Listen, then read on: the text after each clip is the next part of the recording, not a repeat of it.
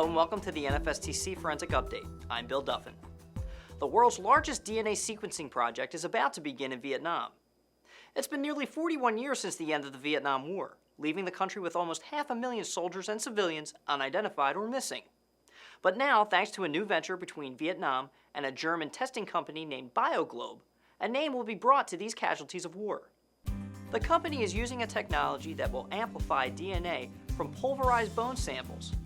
The 3 government DNA testing centers are currently being updated, and scientists are being trained to prepare for the increase in cases. The goal, according to BioGlobe, is to eventually identify up to 10,000 people per year.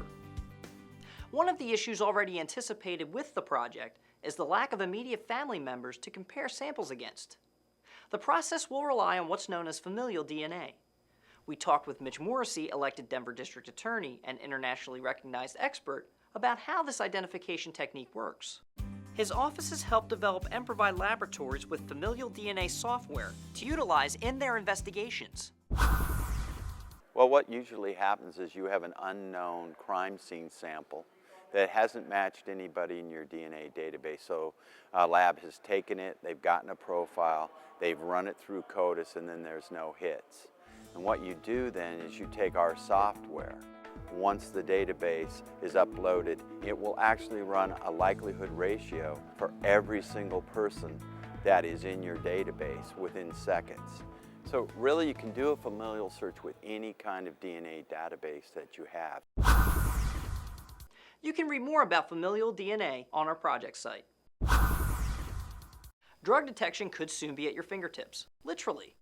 Researchers at the University of Antwerp in Belgium and the University of California have created a sensor that can detect illegal drugs like cocaine and common cutting agents. The investigator uses the index finger, which has a sensor, to pick up the sample, then rubs the gel-covered thumb and the index finger together to produce an electrochemical signal. The researchers say this is more sensitive than colorimetric tests and less expensive than GCMS. While the technology is still in the development phase, the researchers say their next step is to create a more compact recording instrument to improve portability.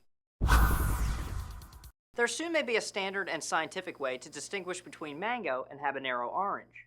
But we're not talking about food, we're talking about car paints.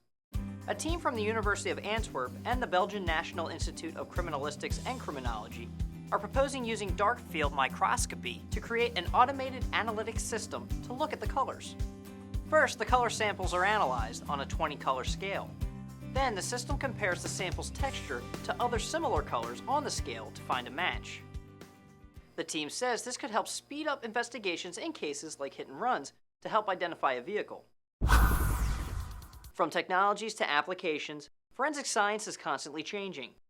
It's fitting the American Academy of Forensic Sciences annual meeting's theme is Transformation, Embracing Change. You can follow the meeting, happening in Las Vegas, on the American Academy of Forensic Sciences Facebook page.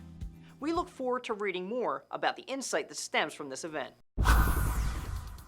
Don't forget, you can read more about the stories you've heard here on the As Seen on the Forensic Update page found on our website. From all of us here at NFSTC, I'm Bill Duffin, and thanks for watching.